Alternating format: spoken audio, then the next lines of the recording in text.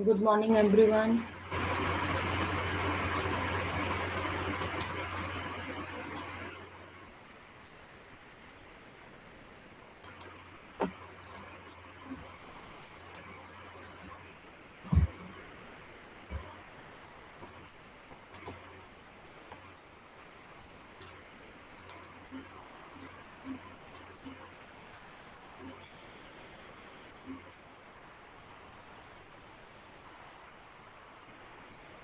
एक दो minute wait कर लेते हैं, बाकी लोग भी आ जाएं। आज की क्लास बहुत इंपॉर्टेंट है ना। हम लोग रिसर्च पढ़ रहे हैं, तो ज़्यादा से ज़्यादा लोग क्लास ज्वाइन करें, ज़्यादा से ज़्यादा लाइव आप लोग आके समझे चीज़ों को। नहीं आ रहा है तो आप पूछिए। ओके, इसलिए मैं 1 मिनट और वेट कर लेती हूँ, क्या पता और भी लोगों को आना हो क्लास में। नहीं तो फिर छूट जाएगा और बार बार वही चीज़ रिपीट करना तो प्रॉब्लम होता है।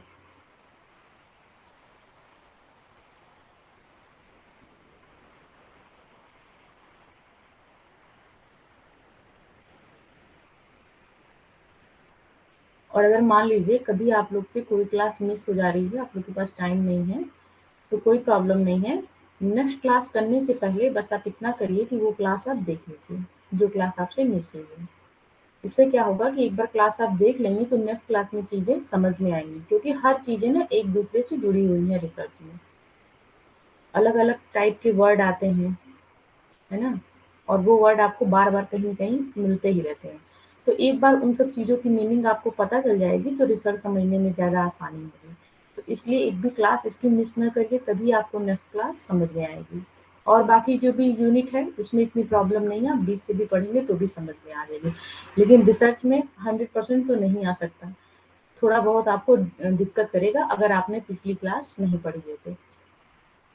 तो जो भी क्लास मिस हो उसको आप देख के नेक्स्ट क्लास में आइए। ओके। और अभी तक कोई ज्वाइन भी नहीं कर रहा है, आप ही लोग बस बने हैं, कोई नेक्स्ट तो आया नहीं, ठीक है, कोई नहीं। ओके, वो लोग रिकॉर्डेड वीडियो देख लेंगे। चलिए हम अब क्लास स्टार्ट कर रहे हैं। पिलर फॉर्म की सोशल मीडिया साइट है, टेलीग्राम की आईडी, व्हाट्सएप की और इंस्टा की आईडी है। तो जो लोग अभी तक इससे नहीं जुड़े हैं वो लोग जुड़ जाएं। सारे के लिंक आपको डिस्क्रिप्शन बॉक्स में मिलेंगे, और एजुकेशन का भी टेलीग्राम चैनल बना हुआ है, उसको भी आप ज्वाइन कर सकते हैं, उसका भी लिंक आपका डिस्क्रिप्शन बॉक्स में मिल जाएगा। पिलर फॉर्म पे आपको पेपर 1 और पेपर 2 के कोर्सेज मिलते हैं, जिसमें आपको नोट्स मिलते हैं, पीवाईक्यू मिलते हैं और मॉक टेस्ट आपको मिलते हैं। और पिलर फॉर्म पे आप कोई भी कोर्स परचेज करना चाहते हैं तो आप उसमें ENCS 10 कोड लगाने से 10% आपको ऑफ मिल जाता है। तो हम लोग पढ़ रहे थे रिसर्च। रिसर्च के बारे में हम लोग इतनी सारी चीज़ें देख लिए थे। स्टेप ऑफ द रिसर्च देख लिया था, मीनिंग ऑफ एजुकेशनल रिसर्च,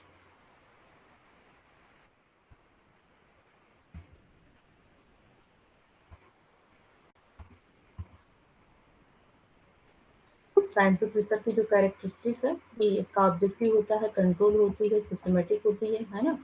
और अब ये वर्ड आपको पढ़ना है, कुछ वर्ड दिए गए हैं, इसके बारे में आपको पढ़ना है। रिप्लिकेबिलिटी क्या होती है, प्रिसीजन क्या होता है, फाल्सिफिकेशन और पर्सिमोनी।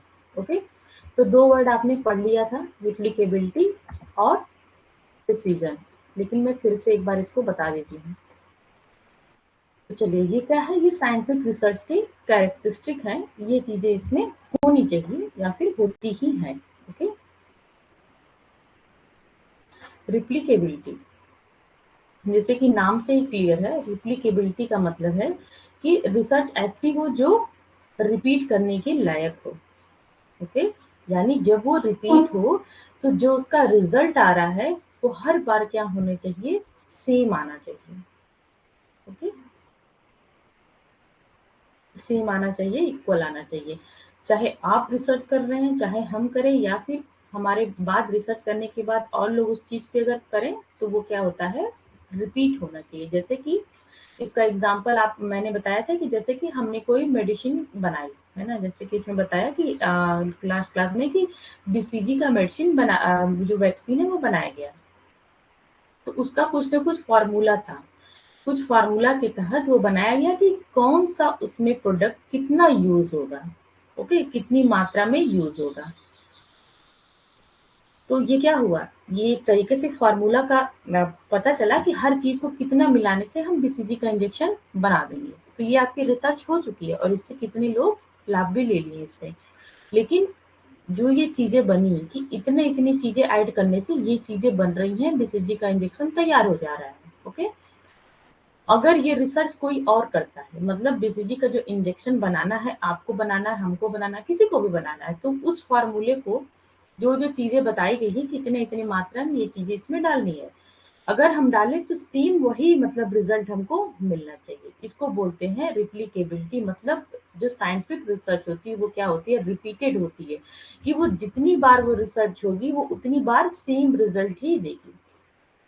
तो ये क्या है, इसका एक तरीके से कैरेक्टर है, इसका गुण है। दूसरा आप देखिए, प्रिसीजन। प्रिसीजन का मतलब क्या होता है कि जो हमारी रिसर्च होती है वो क्या होनी चाहिए, सटीक होनी चाहिए, ओके।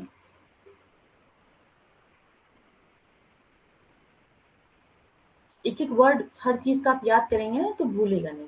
जैसे आप इसका याद करिए कि सेम होनी चाहिए, या फिर रिप्लिकेबिलिटी का आप याद करिए कि रिपीटेड होनी चाहिए, ठीक है।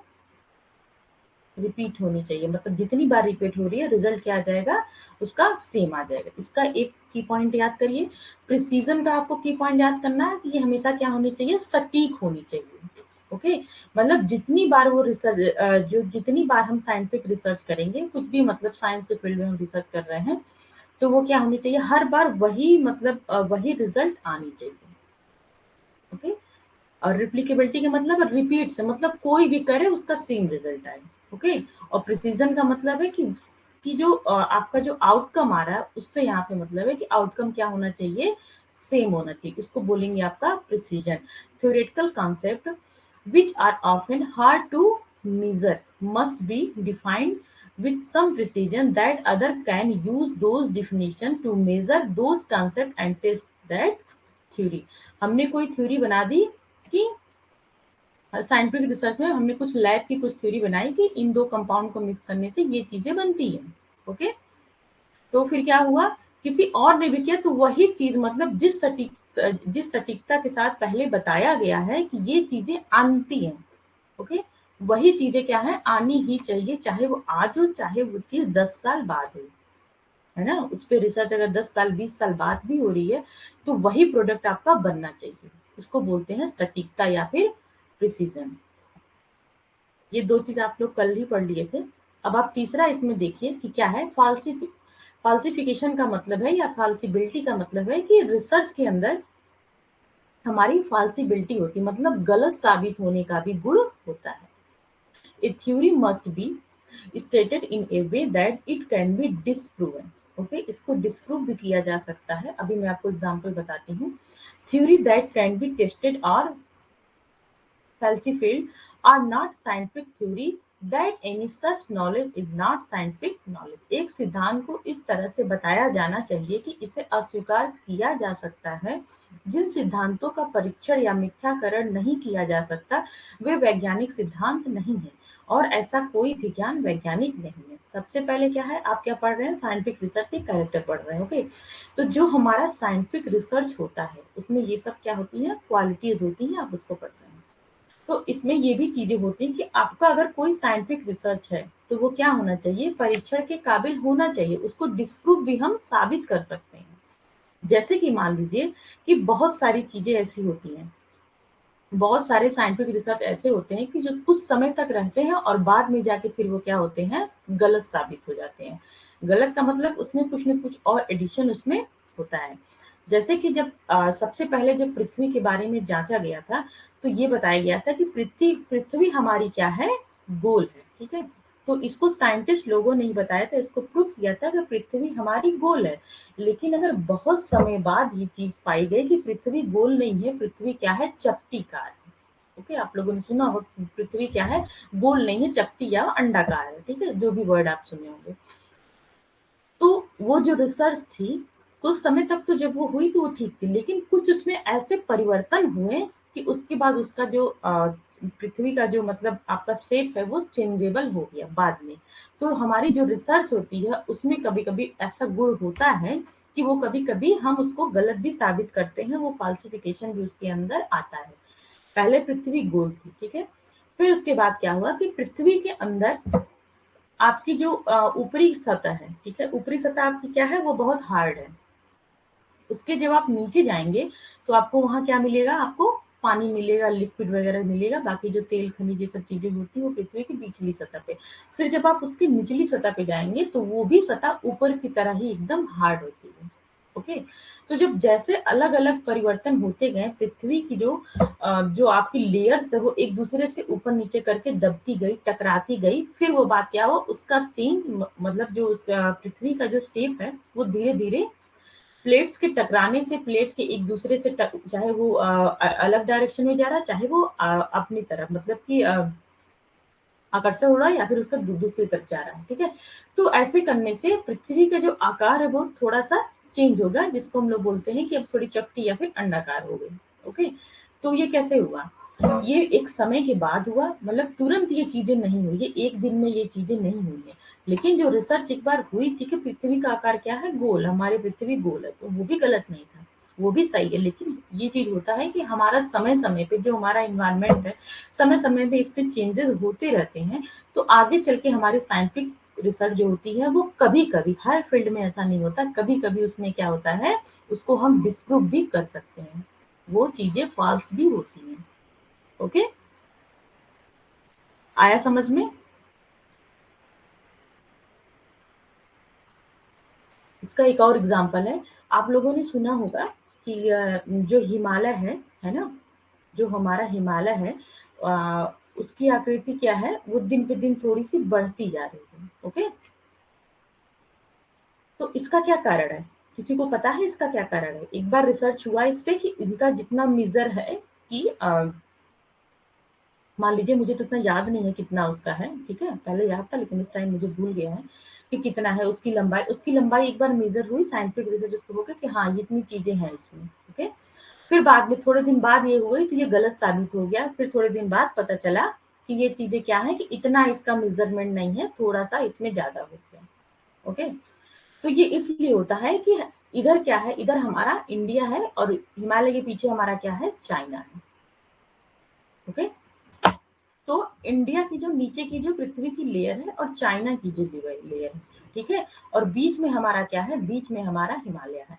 तो ये ऐसे रीजन में है कि जो यहाँ की जो लेयर्स है, जो हमारी धरती की यहाँ की जो लेयर्स है, वो हिमालय की तरफ क्या करती है? दबाव बनाती है और चाइना की जो लेयर है, वो भी हिमालय की तरफ यहाँ पे ऐसा दबाव बनाती है, ठीक है?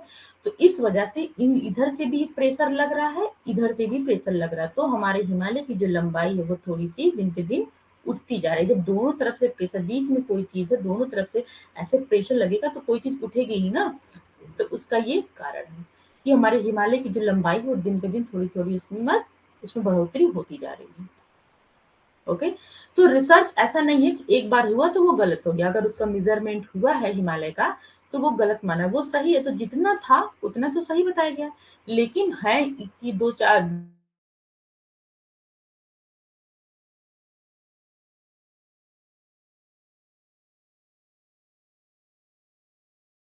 जस्टिफिकेशन का भी गुण होता है कि उसको हम डिस्प्रूव भी कर सकते हैं।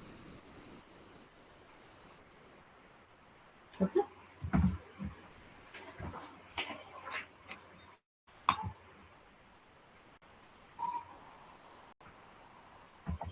अब आप देखिए पर्सिमोनी।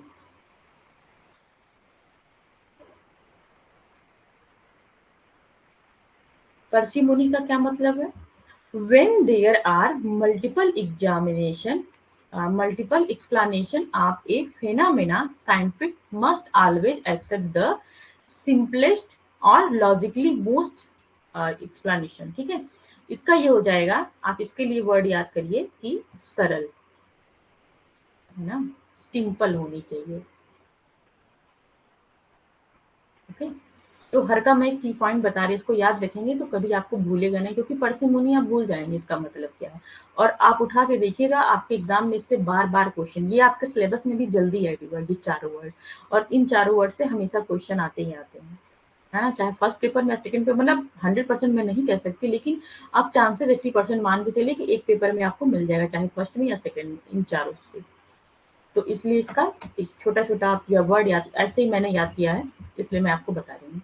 पर्सिमोनी का मतलब है कि रिसर्च हमारी क्या होनी चाहिए? सरल होनी चाहिए। जैसे कि इसमें लिखा गया है कि जब किसी घटना की कई व्याख्याएँ होती हैं, है ना? हमने कोई रिसर्च किया और उसमें बहुत सारी हमको एक्सप्लेनेशन उसमें मिल रहे हैं, ओके? तो उसमें क्या होता है, उसमें सिलेक्शन हमेशा हम उन्हीं चीज़ का करते हैं जो सबसे सरल हो और लॉजिकली तरीके से सही हो, ओके? तो रिसर्च हमारी कैसी होनी चाहिए? हमेशा सिंपल और सरल होनी चाहिए। मान लीजिए, इसका एग्ज़ाम्पल सुनिए कि अगर मान लीजिए हमें कोई रिसर्च करना है, ओके? हमें कोई साइंटिफिक रिसर्च करना है, जिसके लिए हमको डेटा कलेक्ट करना है। तो रिसर्च हमारी ऐसी होनी चाहिए, हमेशा सरल होनी चाहिए और कम खर्चीली होनी चाहिए। तो ऐसा नहीं है कि उसका डेटा, एक डेटा हम भारत से कलेक्ट करें, एक डेटा अमेरिका से कलेक्ट करें, एक डेटा कहीं और से, मतलब या फिर पूरे देश के जितने देश हैं हमारे विश्व में, सारे देशों से हम उसका डेटा कलेक्ट कर रहे हैं। ठीक है? कर सकते हैं, ऐसी कोई बात नहीं कि नहीं किया जाता, लेकिन उतना इसमें ज़रूरी भी नहीं माना, मतलब हमें उतना ही काम करना है कि जितना उसमें हो सके। जैसे कि जब रिसर्च की जाती है ना? तो जो आप डेटा कलेक्ट करते हैं, अगर आपकी पॉपुलेशन 100% है, ठीक है? मतलब कि 100% जो आपकी पॉपुलेशन होती है, उसमें से आप सिर्फ 30% अगर डेटा कलेक्ट कर रहे हैं, तो भी आपकी रिसर्च बहुत अच्छी मानी जाएगी, ओके? या मानी जाती ही है, समझ लीजिए।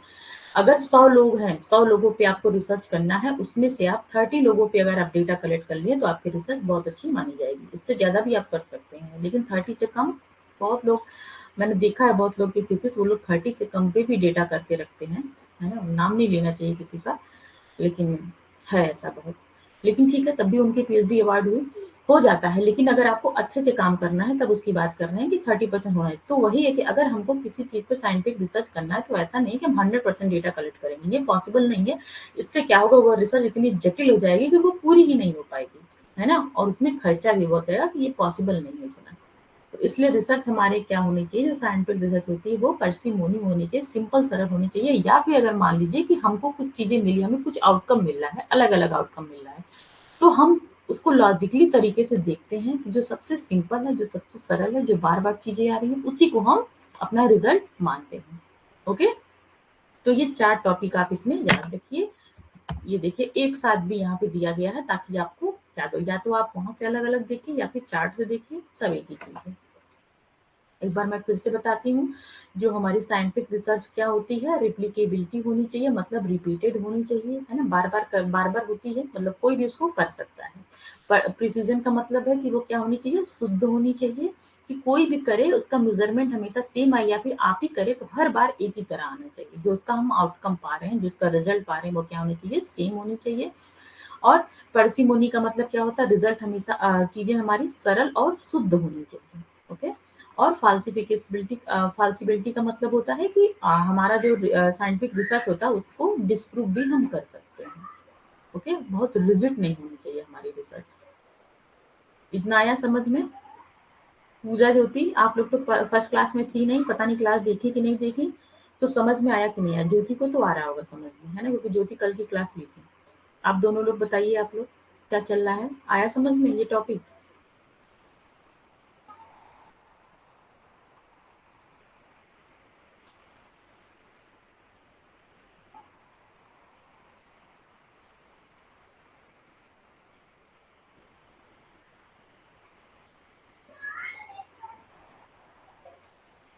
Okay, good. लेकिन पूजा, आपको टाइम नहीं मिल पाता है और आपको रिसर्च टफ भी लग रहा है, तो आप इसकी रिपीटेड क्लास ज़रूर देखिएगा, ओके? जो क्लास रिकॉर्डेड रहती है, मतलब जो क्लास आप नहीं कर पाती, उसको आप डेली का डेली देखिए, तभी आपको रिसर्च आएगी। और मैं कह रही हूँ कि आप मेरी डेली क्लास देखिएगा, फिर आप मुझे बताइए आपको रिसर्च समझ में आया कि नहीं आया, ओके? जितना मैं पढ़ाऊँगी उसमें कोई प्रॉब्लम नहीं आने वाली है। लेकिन आप ये है कि आप डेली क्लास देखिए उस चीज़ को।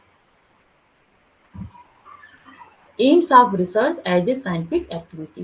तो जो साइंटिफिक रिसर्च होता है, उसका क्या क्या एम होता है? इसका एम क्या होता है? Problem solving. मेरे पास कोई प्रॉब्लम आई और हमने उसको साइंटिफिक तरीके से उस चीज को सॉल्व किया, ओके?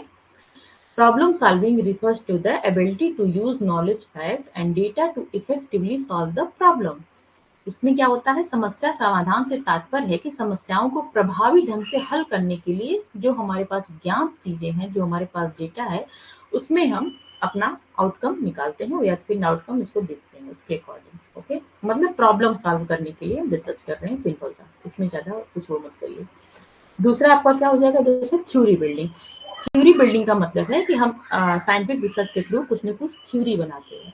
जैसे कि हमने कुछ रिसर्च किया, ओके, कोई भी साइंटिफिक रिसर्च हुआ कि बल्ब कैसे बनता है ना, बल्ब के बारे में पता चला कि अम, बल्ब बनाने का प्रोसेस क्या है। जब बल्ब बनाने का प्रोसेस पता चला तो इसकी क्या हुई, कुछ न कुछ थ्योरी बताई गई कि ऐसे ऐसे ये प्रोसेस होगा और इसके बाद बल्ब का निर्माण हो जाता है, लाइट आ जाती है। ओके, तो ये जो थ्योरी थी, ये क्या हुई, ये सारे लोगों ने, जितने लोगों ने बल्ब बनाया वो सारे लोगों ने इनकी थ्योरी लगाई, है ना। तो या फिर जिसने पहली बार ये बल्ब बनाया, ठीक है, बल्ब किसने बनाया था, बल्ब का आविष्कार किसने किया था, तो जिसने पहली बार बल्ब बनाया उसने क्या किया, एक थ्योरी जनरेट कर दी कि यानी जो हमारे आगे आने वाली जो जनरेशन या हमारे बाद के जो लोग हैं वो भी इस चीज को कर पाए। ओके, तो जो साइंटिफिक रिसर्च होती है उसका ये काम होता है कि हम डिसीजन भी लेते हैं, प्रॉब्लम सॉल्विंग भी करते हैं इसके थ्रू, और हम थ्योरी बिल्डिंग भी करते हैं या फिर थ्योरी का भी निर्माण करते हैं।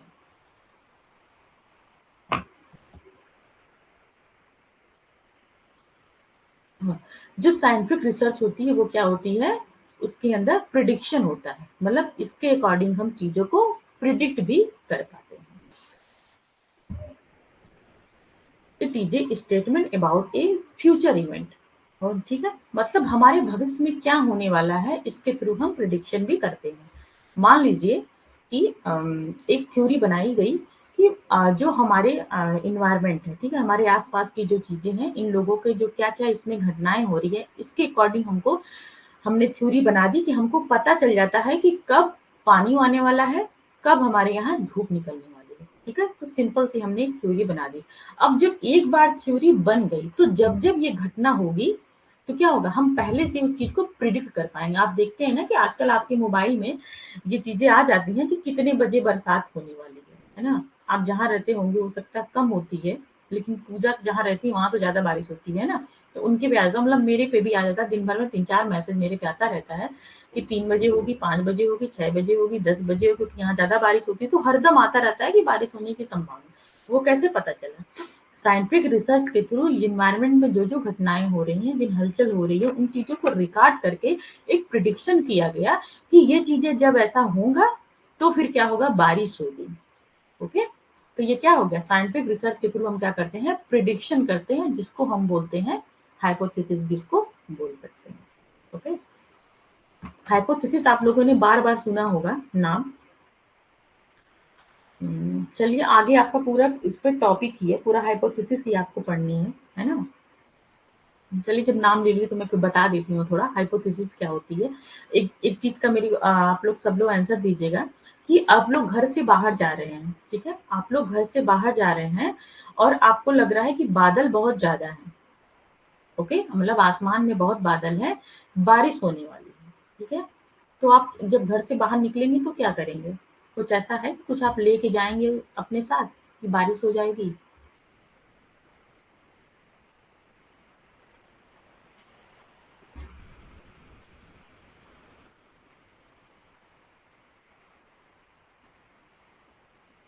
वेरी गुड, आप क्या करेंगे, अम्ब्रेला लेके चले जाएंगे। हाँ, तो ये अम्ब्रेला ले जाना आपका क्या है, ये आपकी हाइपोथेसिस है। ठीक है, यही आपकी हाइपोथेसिस है कि मतलब आप पहले से ही प्रिडिक्ट कर लिए कि आज तो आसमान में बादल दिख रहा है, मैं बाहर जा रही हूँ, हो सकता है भीग जाऊं, ऐसा करो कि एक अम्ब्रेला अपने साथ ले लो, एक छाता अपने साथ लेके चलो। इसको ही बोलते हैं हाइपोथेसिस, मतलब संभावित परिकल्पना। हम पहले ही परिकल्पना कर लिए कि बादल को देख के बारिश हो रही है और आप पूरी तरह से श्योर हैं कि आप अम्ब्रेला लेके जाए, नहीं तो आप भीग जाएंगे। ओके, इसको हम लोग बहुत डिटेल में पढ़ेंगे, आपने पूरा डिटेल में ये चीजें दी कितने टाइप्स की होती है, कैसे हाइपोथेसिस बनाते हैं, ठीक है, directional, non directional, one tail, two tail, और बाकी नल हाइपोथेसिस, ठीक है, कैसे रिजेक्ट होता है, क्या चीज होता है, पूरा अभी आपको बहुत पढ़ना है इसमें, है ना। रिसर्च ऐसा है कि इसमें पढ़ते जाइए वो कम ही रहेगा, मैं भी कितना भी आपको पढ़ा दूंगी फिर भी कम रहेगा। ओके, बहुत ब्रॉड टॉपिक है। अब आप देखिए कि यस, एजम्पशन करना। Hypo scope of educational research. Educational research का स्कोप क्या-क्या होता है? हम एजुकेशनल रिसर्च किस-किस फील्ड में करते हैं?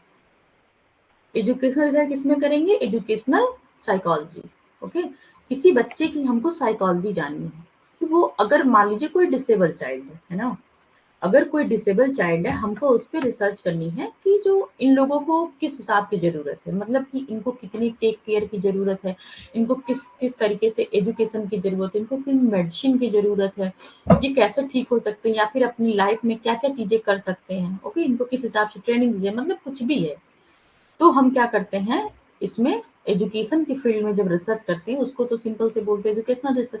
लेकिन इसके क्या-क्या स्कोप है, हम इसके थ्रू हम किसी की साइकोलॉजी भी जा सकते हैं, हाँ? Philosophy of the education, education की फिलॉसफी हम जान सकते हैं, करिकुलम डेवलपर हो सकते हैं, मतलब हमको करिकुलम बनाना है तो भी हम इसमें रिसर्च करने के बाद ही करिकुलम डेवलपमेंट होता है ना। जैसे आप लास्ट पॉइंट जो था आपका करिकुलम में, वो लिखा हुआ था कि कौन-कौन से रिसर्च करते हैं, कैसे-कैसे चीज़ों को करते हैं, है ना? याद होगा आप लोग को। और टीचर एजुकेटर के लिए भी ज़रूरी है। एक टीचर एजुकेटर के लिए एजुकेशनल रिसर्च तो उसको आनी ही चाहिए। मतलब सिंपल सा है, कुछ ऐसा नहीं है कि उसको बहुत बड़ा उसमें चीज़ें होनी चाहिए। मतलब रिसर्च का कि जिस आपको क्या पढ़ाना है, कैसे पढ़ाना है, आपके स्टूडेंट कैसे हैं, उनको किस तरीके से समझाना है, ये भी क्या है, एक तरह से रिसर्च ही हो ना, किसी चीज़ के बारे में अपनी प्रॉब्लम्स को खोजे समझ से और उन उससे उसका सॉल्यूशन भी निकालिए। ओके?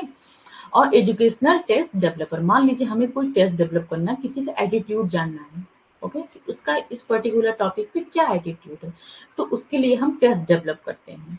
ओके, तो ये क्या हो जाएगा, एजुकेशनल टेस्ट। जैसे कि मान लीजिए कि मैथ की क्लास कैसी लगती है, उसके लिए हमने एक एटीट्यूड टेस्ट डेवलप किया। हाँ, बहुत अच्छी होती है। हम्म, फिर क्या बताया, मीडियम होती है और बहुत खराब लगती है। ओके, हमने क्या किया, एक एटीट्यूड टेस्ट डेवलप कर लिया। इस पे हम क्या है, क्लास के जितने बच्चे हैं सबका हम डेटा कलेक्ट कर लिए।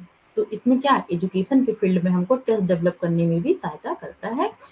और guidance and the counselling, guidance counselling में भी ये चीजें सहायता, अगर हमें किसी की गाइडेंस एंड काउंसलिंग करनी है, जैसे कि आप लोगों ने पढ़ा है थर्ड पार्ट में था ना, यूनिट 3 में, किसी को हमें गाइडेंस देना है, किसी की काउंसलिंग करनी है, तो हमें क्या करना पड़ेगा, हमें आपके बारे में रिसर्च करना पड़ेगा, आपको कितनी चीज़ें आती हैं, आप कब टाइ किस टाइम आप अपनी क्लास कर सकते हैं, आपको कितना आ रहा है, आपका इंटरेस्ट क्या, आप बनना क्या चाहते हैं, आपको क्या मतलब डेवलपमेंट एटीट्यूड आपका इसको लेके क्या है, पॉजिटिव है, नेगेटिव है ना? तो ये क्या है, ये अगर किसी की हमें किसी के बारे में कोई चीज़ गाइड करना है किसी को, किसी की काउंसलिंग करनी है, तो हमको क्या है, रिसर्च करना पड़ेगा। ओके, और एजुकेशन के फील्ड में जब रिसर्च करते हैं उसके एजुकेशन से रिलेटेड तो वही होती है हमारी एजुकेशनल रिसर्च। तो ये सब क्या है, इसके स्कोप है। अब आप देखिए कि साइंटिफिक रिसर्च के क्या-क्या मेथड्स होते हैं, किस हिसाब से हम करते हैं, ये चीज़ें आप याद रखिएगा। देखिए रिसर्च में क्या है ना, जितने स्टेप बताए गए हैं, वो सब आपको पॉइंट वाइज़ ही याद करने हैं कि पहले नंबर पे ये करेंगे, दूसरे, क्योंकि आप जब भी इसका क्वेश्चन आप देखिएगा, इसका पीवाईक्यूज़ कैसे आते हैं, वो ऐसे ही आपको स्टेप ही पूछेगा, स्टेप वाइज़ बताइए। ऐसा नहीं है कि आप उसमें इधर-उधर करेंगे।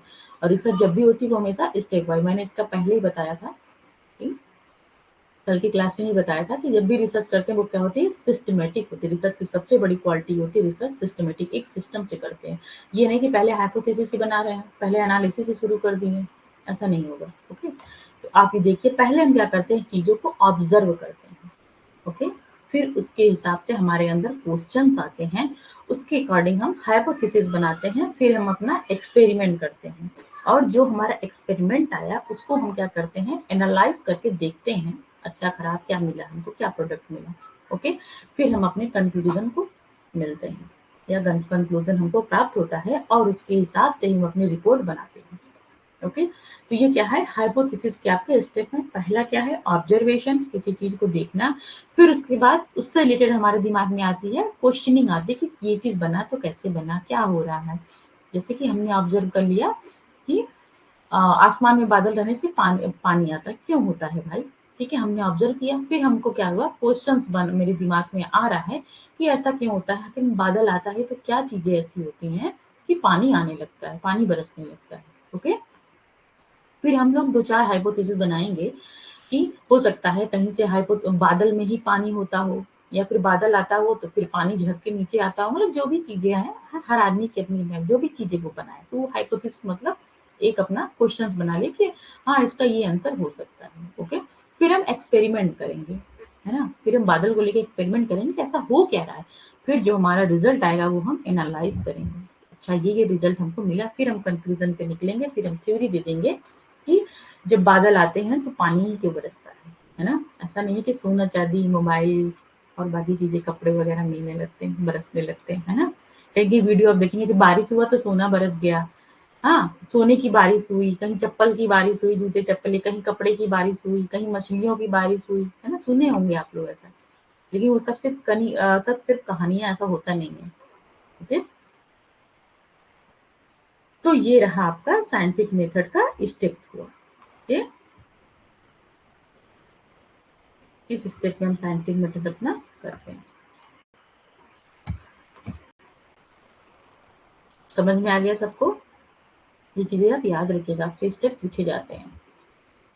अब आप देखिए टाइप्स ऑफ द रिसर्च, आपका जो मेन टॉपिक आया, अब आया कि रिसर्च कितने टाइप्स की होती है।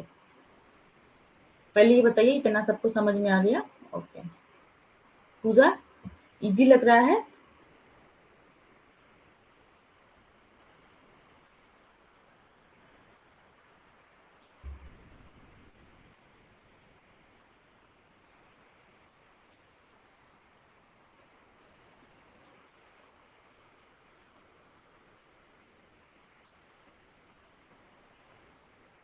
ओके, ठीक है। अब देखिए, अगर जो मेनली टाइप आपने सुना होगा, डिस्क्रिप्टिव है, केस स्टडी है, नैरेटिव है, अलग अलग टाइप की है, ठीक है। लेकिन जो अभी आपको पढ़ना है, जो तीन मेन पढ़ना, वो सब आगे की बात है ना। तो जो मेन टाइप होता है वो तीन ही टाइप होता है, बाकी सब क्या है, इसके पार्ट है। डिस्क्रिप्टिव हुआ, हिस्टोरिकल हुआ, ये सब इसके पार्ट होते हैं, ठीक है। जो अभी तक आपको मेन है, तीन चीजें होती हैं, फंडामेंटल रिसर्च, अप्लाइड रिसर्च और एक्शन रिसर्च, ठीक है।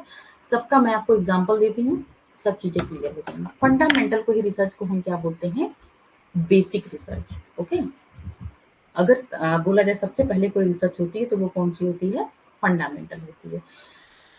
इसके थ्रू क्या होता है, हम थ्योरीज देते हैं, ठीक है। ये की पॉइंट है। ओके, इसी से आपके क्वेश्चन आएंगे, आपसे पूछा जाएगा कि थ्योरी हमें किस रिसर्च से मिलती है, तो आप क्या बताएंगे, फंडामेंटल रिसर्च से मिलती है।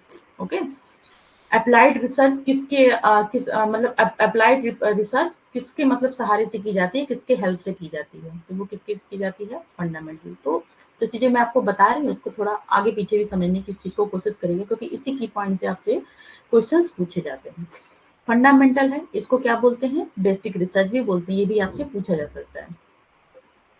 तो फंडामेंटल रिसर्च का एक बहुत अच्छा एग्जांपल है कि हम क्या करते हैं, सबसे पहले हमको चीजों को बारे में अगर पता चलता है तो वो फंडामेंटल रिसर्च से ही पता चलता है। जैसे कि मान लीजिए कि पहले के समय में आपने सुना है कि हम दो पत्थर को जब रगड़े, है ना, जो मतलब जब आग का आविष्कार नहीं हुआ था, तो किसी ने दो पत्थर को रगड़ा, उससे आग निकला, है ना। तो ये क्या हुआ, ये रिसर्च एक तरीके से हो गई, जिससे हमको बेसिक्स पता चले कि दो पत्थरों के घर्षण से हमको उष्मा का निकलता है या फिर आग निकलता है, ठीक है। तो ये रिसर्च क्या कहलाएगी, ये रिसर्च कहलाएगी फंडामेंटल रिसर्च कहलाएगी। और फंडामेंटल रिसर्च को ही बेसिक रिसर्च इसलिए कहा जाता है कि इसी के बेसिक पे आपको पता चल गया कि दो चीजों के रगड़ने से, दो पत्थरों को रगड़ने से आग निकलती है, तो इसी के अकॉर्डिंग आपकी क्या होगी, अप्लाइड रिसर्च होगी, जिससे आपकी थ्योरी मिल गई कि ऐसा करने से हमको फायर मिलता है, ठीक है। तो अप्लाइड रिसर्च कैसे करेंगे आप, अप्लाइड यही चीजें को आप अप्लाई करेंगे। जैसे कि अगर हम किसी मतलब किसी वो जो होता है जहाँ पे मतलब चीजें बनती हैं, कि किसी कंपनी में जाकर माचिस का बन रहा है, किसी माचिस की कंपनी है, तो उसको कैसे पता चला, लाइटर की जो कंपनी है उसको कैसे पता चला कि ऐसा कि आग का आविष्कार कैसे होता है, उन्होंने फंडामेंटल रिसर्च की जो थ्योरीज थी उसको अप्लाई किया, ठीक है, तब वो अगले प्रोडक्ट का निर्माण कर पाए, है ना। और भी जो बाकी चीजें, मतलब इसी तरह सारी रिसर्च होती है। जो फंडामेंटल रिसर्च होती है वो किसी भी रिसर्च की पहले क्या होती है, न्यू होती है, मतलब पहले वो रिसर्च के बारे में पता चलता है और फिर उससे रिलेटेड आगे चल के एडवांस तरीके से हम रिसर्च करते हैं, मतलब उसकी थ्योरी को अप्लाई करते हैं, जिसको बोलते हैं हम अप्लाइड रिसर्च। ओके, ये दोनों क्या है, एक दूसरे से कनेक्टेड है। एक्शन रिसर्च क्या है? एक्शन रिसर्च तब होती है जब हमको कोई बहुत जल्दी में कोई निर्णय लेना रहता है। ये रिसर्च जो होती है हमेशा छोटे लेवल पे करते हैं, ठीक है। मान लीजिए हम ज्यादा एजुकेशनल रिसर्च को लेके चलते हैं, एजुकेशन के फील्ड में हम लोग पढ़ रहे हैं तो ओके। मान लीजिए कि कोई एक क्लास है ना, मान लीजिए कि 7 क्लास है, ठीक है। 7 क्लास के बच्चे, अचानक से क्या हुआ कि उसमें 80% बच्चे फेल हो गए, है ना। 7 क्लास के बच्चे फाइनल एग्जाम में 80% फेल हो गए। तो इस पे क्या, इस पे हमको एक्शन रिसर्च करनी, मतलब तुरंत एक्शन लेना पड़ेगा, तुरंत देखना पड़ेगा इसको कि ऐसा क्या हुआ कि 80% बच्चे फेल हो गए। जब कोई एक हमारे पास प्रॉब्लम आती है और उसका तुरंत सोल्यूशन हमको चाहिए, तब हम कौन सी रिसर्च करते हैं, हमेशा एक्शन रिसर्च। तो हम एक्शन रिसर्च करके मतलब तुरंत हम उस चीज को एक्शन लेंगे और देखेंगे कि ऐसा क्या हुआ था, कैरिकुलम अच्छा नहीं था, टीचर अच्छा नहीं थे, उस बार बच्चे अच्छे नहीं आए, उनको अच्छा एनवायरनमेंट नहीं मिल पाया, या फिर क्लासेस रेगुलर नहीं चली, बहुत सारी प्रॉब्लम हो सकती है, ठीक है। तो इसमें कौन सी रिसर्च होती है, एक्शन रिसर्च होती है। मतलब हम तुरंत अपनी तुरंत समस्या का तुरंत हमको हल चाहिए तो हम एक्शन रिसर्च करते हैं। फंडामेंटल क्या हो गया कि इसके थ्रू हमको थ्योरीज मिलती है। ओके, पहले हमको जिस चीज का, जैसे कोई भी चीज अगर पहले बनी है तो वो क्या होती है, उसको फंडामेंटल रिसर्च बोलते हैं। अप्लाइड, फंडामेंटल की थ्योरी को ही हम अप्लाई करते हैं। वो अप्लाइड एक्शन का मतलब है कि हमको जब तुरंत कोई चीज का सोल्यूशन चाहिए, वो हमारी होती है एक्शन रिसर्च। अब आप एक-एक करके थोड़ा-सा डीप में पढ़िए चीज़ें क्या-क्या होती हैं, जो मैंने बताई है वही चीज़ है, लेकिन थोड़ा-सा इसको आप डेफिनेशन भी देखते चलिए इसकी। फंडामेंटल रिसर्च, फंडामेंटल रिसर्च क्या होती है? इसको प्योर रिसर्च और बेसिक रिसर्च भी कहते हैं। It is undertaken for the seek of knowledge. ये क्यों रिसर्च की जाती है? नॉलेज की तलाश के लिए। Help in develop theories by discovering broad generalization and principle. ये रिसर्च में क्या होता है, थ्योरीज बनती है ना। जैसे मैंने बताया कि एक थ्योरी बन गई कि दो चीजों के घर्षण से आग निकलती है, ये थ्योरी पहले बन गई फंडामेंटल की। तो इससे क्या है कि आगे आने वाले जो भी लोग हैं इसी पे काम करके अपना चीजें बना सकते हैं, अपना प्रोडक्ट बना सकते हैं। तो ये हमको हेल्प करती है थ्योरी बनाने में, डिस्कवरिंग ब्रॉड जनरलाइजेशन, और जो हमारा प्रोडक्ट कैसे क्या बन रहा है उसको जनरलाइज करने में, जो हमारा डेटा मिला है उसको हम जनरलाइज करने में भी चीज का काम करते हैं और प्रिंसिपल्स वगैरह इससे बनाते हैं। मैं जो बोल रही हूँ, अगर कोई ऐसा टर्म है आपको नहीं समझ में आ रहा है तो आप उसको जरूर पूछ लीजिएगा, ओके। क्योंकि आपका जो आपका ये यूनिट है, 6 यूनिट है, वही एक ऐसी यूनिट है जो आगे भी आपको काम आने वाली, बाकी यूनिट इतना काम नहीं आएगी आपको।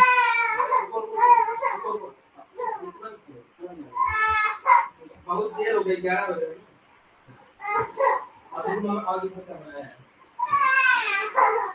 एक मिनट भैया, डोर क्लोज कर दो।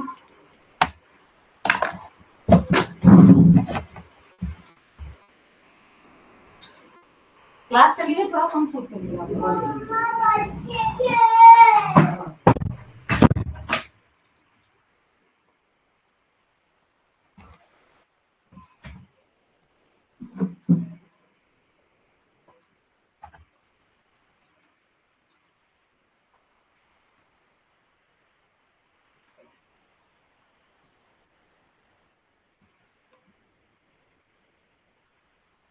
ओके। तो अभी तक आपने क्या पढ़ा, फंडामेंटल रिसर्च। अब आप देखिए कि अप्लाइड रिसर्च क्या होती है। Applied research, the purpose of applied research is to increase what is known about a problem a better solution. इसका उद्देश्य यह है कि किसी समस्या के बारे में जो ज्ञात है उसे एक बेहतर समाधान के रूप में बनाया जाए। कि मतलब जो हमारा हमको थ्योरी पता चली फंडामेंटल रिसर्च से, अब हम इसको आगे ये जो थ्योरी है इसको अप्लाई करके इसका और भी बेटर सोल्यूशन देखा जाए, ठीक है। लेकिन आग का आविष्कार जैसे हमको पता चला कि आग का आविष्कार हो सकता है जब दो चीजों को रगड़ेंगे, तो इसमें थोड़ा सा चेंज वगैरह करके हम क्या किए, लाइटर का निर्माण कर लेंगे, थोड़ा सा इसमें चेंज करके कुछ मतलब कुछ केमिकल्स को जो मिला के हम क्या कर लिए, माचिस का कर लिए, ठीक है। लेकिन बात तो वही है ना, अगर हम माचिस को रगड़ रहे हैं तो दो चीजों को, उसमें जो आप देखेंगे साइड का होता है, उसके ऊपर जो तीली हम रगड़ते हैं तो वो घर्षण से ही वो चीजें निकल रही, दो चीज को रगड़ने से ही आग निकल रही। वो ठीक है कि उसमें वहां पत्थर नहीं रगड़ा जा रहा है, वहां कुछ ना कुछ उसमें केमिकल लगे हुए होते हैं, उसको रगड़ा जाता है। लेकिन बात तो वही है ना कि हम उस थ्योरी को अप्लाई किए हैं। और जो लाइटर होता है उसमें गैस होती है, गैस के थ्रू होता है, लेकिन वो गैस निकलती कैसे, वो गैस में जो आप ऐसे करेंगे तब भी उसमें क्या होता है, घर्षण होता है, ठीक है, मतलब कि उसमें रगड़ रगड़ होती है ना। तो रगड़ होने से ही आपकी आग बाहर आती है। तो वो जो बेसिक्स है वो तो हर जगह अप्लाई होंगे, उसमें कुछ चेंज होके हम नई चीज का आविष्कार कर लेते हैं अपने। टू फॉर फाइंड सोल्यूशन, इसके थ्रू हम सोल्यूशन भी पाते हैं। Utilize principle made by fundamental research to know the problem, समस्या को जानने के लिए मौलिक अनुसंधान द्वारा बनाए गए सिद्धांत का उपयोग किया जाता है। कि हमारी जो फंडामेंटल रिसर्च है उसको अप्लाई करके इस चीज को बनाते हैं अप्लाइड, या फिर उसके प्रिंसिपल को हम यूटिलाइज करते हैं टू नो द प्रॉब्लम।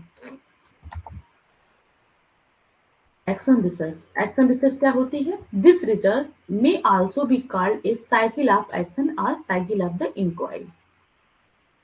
इस रिसर्च में क्या होता है, एक साइकिल की तरह काम करती है। हमारी प्रॉब्लम आई, हमने इसको देखा, जांचा परखा, उस पर कोशिश किया हाइपोथेसिस बना के, फिर उसको अपने डेटा को एनालिसिस किया, प्रॉब्लम्स को सॉल्व करने की कोशिश किया। अगर वो प्रॉब्लम सॉल्व हुई तो ठीक है, नहीं हुई तो फिर क्या है, फिर वही प्रोसेस हम बार बार इस चीज को दोहराते हैं। तो इसको भी क्या बोलते हैं, साइक्लिंग रिसर्च भी कर सकते हैं, या फिर साइकिल ऑफ एक्शन भी कहते हैं। और एक तरीके की साइकिल हम इसमें देखते हैं कि इंक्वायरी करते रहते हैं जब तक कि हमारी प्रॉब्लम सॉल्व नहीं हो जाए। और ये रिसर्च क्या होता है, हमेशा इसका एम होता है इमीडिएट प्रॉब्लम सॉल्विंग के लिए। ओके, तो इससे भी आपके क्वेश्चन बनते हैं कि अगर हमें इमीडिएट कोई प्रॉब्लम सॉल्व करनी या फिर इमीडिएट रिजल्ट पाना है तो कौन से रिसर्च करेंगे हम, तो आप क्या बताएंगे, एक्शन रिसर्च उसको करते हैं फिर हम। ओके, ये देखिए इसकी साइकिल है। पहले हम क्या करते हैं, प्लान करते हैं। ओके, किसी भी चीज का प्लान करेंगे, फिर हम उसको एक्ट करते हैं, ऑब्जर्व करते हैं और रिफ्लेक्ट करते हैं, है ना। और जहां तक मुझे लग रहा है अभी जो एग्जाम हुआ था उसमें यही क्वेश्चन आया था, इसी की साइकिल पूछी गई थी एक्शन रिसर्च की, planning, acting, observe and reflecting. तो इसको क्या है, सबको स्टेप वाइज ही याद करना है। पहले हम किसी चीज की प्लानिंग करते हैं, जैसे कि क्लास 7 के 80% बच्चे फेल हो गए, तो हमारी प्लानिंग हुई कि हम इस पर रिसर्च करेंगे भाई कि ऐसा क्यों हुआ, है ना। फिर हमने क्या किया, उस पर एक्ट किया, उसको जानने समझने की कोशिश की कि क्यों ऐसा हो रहा है, लोगों को बुलाया, मीटिंग बुलाई, बच्चों से देखा, ठीक है। फिर हम उसके बाद क्या किए, जो जो हमारी प्रॉब्लम है उसको सॉल्व करने की कोशिश की। उसके बाद हम फिर क्या करेंगे, ऑब्जर्व कर रहे हैं कि अब अगला जो सेशन आ रहा है उसमें कैसा रिजल्ट मिल रहा है। फिर क्या होता है, रिफ्लेक्टिंग होती है कि चीजों हमको दिख रही है, जो हमारा इवेल्युएशन करेंगे, हम उसका रिजल्ट को जांचेंगे, परखेंगे। अच्छा रहा तो ठीक है, जो हमारी स्ट्रेटजी अपनाई गई नेक्स्ट क्लास में, जो नेक्स्ट 7 का क्लास आया उसमें वो स्ट्रेटजी हम अपनाएं तो ठीक है, अगर हो गया तो ठीक है, नहीं हुआ तो फिर से हम अगली प्लानिंग करेंगे, एक्ट करेंगे, ऑब्जर्व करेंगे और रिफ्लेक्ट करेंगे। ओके, आगे समझ में आपको, है ना। आज की क्लास में इतना तक ही है, बाकी अगर किसी को कुछ पूछना है तो वो पूछ ले। रिसर्च का जो टॉपिक है वो थोड़ा सा धीरे चलेगा, है ना, ताकि सबको समझ में आए, क्योंकि कुछ लोग के लिए नया टॉपिक है, कुछ लोग पढ़ लिए होंगे, इसलिए सबको लेके साथ चलना है।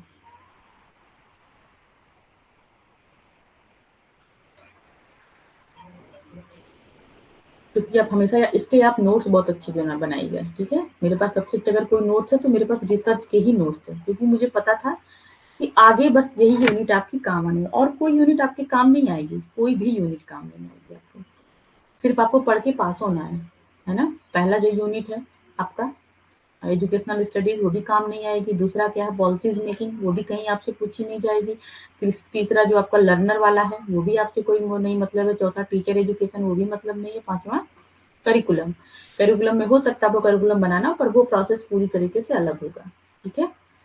तो वो भी उतनी काम में नहीं आएगी। सबसे ज्यादा अगर आपको चीजें पूछी जाएंगी तो सिर्फ और सिर्फ रिसर्च ही आपको समझना है, वही अच्छी चीजें हमेशा फ्यूचर में भी पूछी जाएंगी। चाहे आपका कोई भी पीएचडी का एग्जाम होगा, कहीं भी आपको कुछ करना है, आपका कोर्स वर्क का हुआ, आपको ड्यूरिंग द रिसर्च कुछ भी करना हो, पूरे लाइफ अगर इस फील्ड में आना है तो यही चीजें आपको ही काम आने वाली है, इसलिए आप बहुत अच्छे से इसको पढ़िए।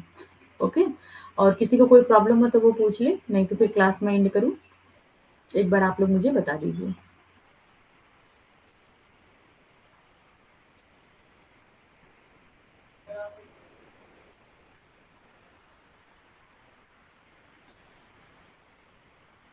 ओके पूजा, ठीक है फिर। तो आई होप आप लोग को सब समझ में आ गया, कोई प्रॉब्लम नहीं है।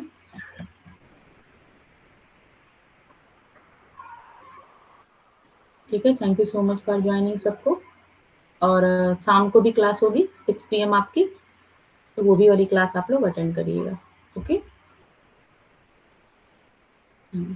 वेलकम ज्योति। Okay,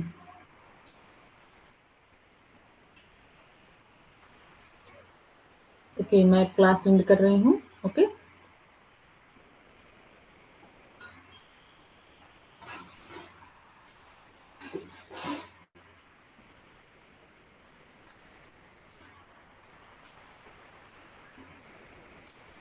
bye.